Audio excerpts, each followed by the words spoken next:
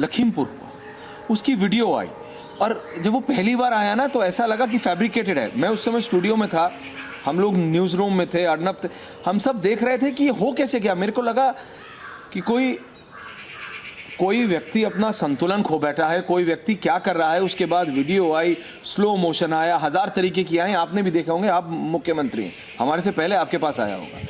वो पहली बात हो कैसे गया आपके रहते हुए, और दूसरी बात उसमें एक्शन इतना स्लो, इतना धीरे, क्योंकि देखिए घटना घटित हुई वो एक सच्चाई है। शासन ने एक्शन लिया, ये भी एक सच्चाई है। कोई स्लो नहीं था और इस पूरे मामले की माननीय उच्चतम न्यायालय के द्वारा गठित जुडिशियल कमीशन की देखरेख में एसआईटी जांच चल रही है। राज्य सरकार को जितनी कार्रवाई करनी थी हम लोग कर चुके हैं।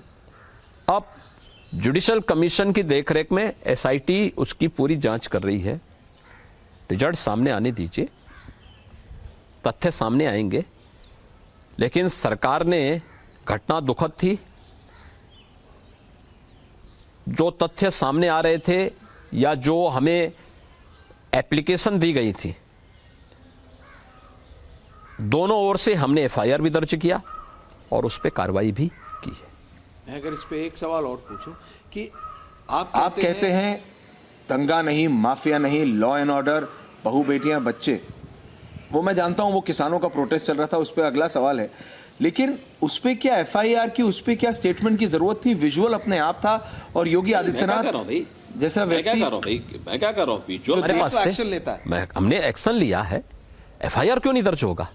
आखिर ये कोर्ट में कोई तो पार्टी बनेगा इस मामले में, न्यायालय में एक लंबे समय तक चलना है, पुलिस को कार्रवाई करनी है, पीड़ित पक्ष एफआईआर देगा और हम लोगों ने उसी दिन एफआईआर भी दर्ज की, उस पर उसी दिन से कार्रवाई भी प्रारंभ हो चुकी थी। हर एक चीज को देखिए, हम किसी भी साक्ष्य को उसकी सत्यता की जांच भी करेंगे ना। लेकिन विपक्ष कहता है आपने बहुत डिले किया, डिले नहीं किया, सारे के सारे एविडेंस देखिए मरोड़ दिया। कोई एविडेंस तोड़ मरोड़ नहीं गया, तोड़ इतना आसान है। इलेक्ट्रॉनिक नहीं, इलेक्ट्रॉनिक एविडेंस को आप सीधे एक तो उस पर विश्वास नहीं कर सकते और उसमें कोई तोड़ मरोड़ भी नहीं हो सकता है। आपके यहाँ फॉरेंसिक लैब है, आप उसकी जांच करवा सकते हैं, कहीं कोई उसका वो नहीं हो सकता। इसलिए हर व्यक्ति को मालूम है कि अगर किसी भी इलेक्ट्रॉनिक साक्ष्य में आप किसी प्रकार का एडिटेड करते हैं, टेम्पर्ड करते हैं, तो फिर आपका साक्ष्य नष्ट हो जाएगा, आप फिर कुछ नहीं कर पाएंगे और फिर आपको कहीं मुंह दिखाने की स्थिति नहीं रहेगी। इसलिए इन चीजों का ध्यान रखा जाता है और उन सभी चीजों को पूरी सत्यता जांचने के बाद फिर पुलिस ने कार्रवाई, हमने तो पहले दिन ही जुडिशियल कमीशन और एसआईटी गठित कर दी थी। आप हैं इसलिए उम्मीद ज्यादा रहती है। नहीं, मैं क्या कह रहा हूं ना, हमने तो पहले दिन इसको कहा था वे जो दोषी होगा हम उसके खिलाफ, वह ये घटना थी।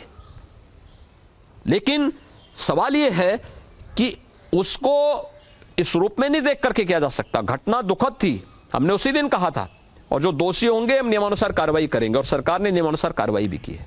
दिक्कत ये आती है बाबा कि जब आप कहते हैं ना सपा गुंडा, वो लखीमपुर का इंसिडेंट लेके दिखाते हैं कि देखो ये है असली भाजपा। देखिए, बीजेपी को उससे नहीं जोड़ा जा सकता। वो बीजेपी के नेता के दो पक्षों का वह विवाद था, और विवाद दो पक्षों का विवाद था। एक पक्ष सड़क घेर करके बैठा हुआ था, दूसरा पक्ष आ रहा था और वह भागने के उसमें इस प्रकार की घटना घटित हुई है। लेकिन घटना दुखद है और मुझे लगता है इसको टाला जा सकता था, लेकिन अगर हुई है, प्रशासन के तमाम उसके बावजूद भी प्रशासन ने प्रयास किया था, दोनों पक्षों के साथ संवाद बनाया था। लेकिन अगर घटना घटित हुई है तो जो दोषी होगा कानून अपने अनुसार कार्य भी करेगा।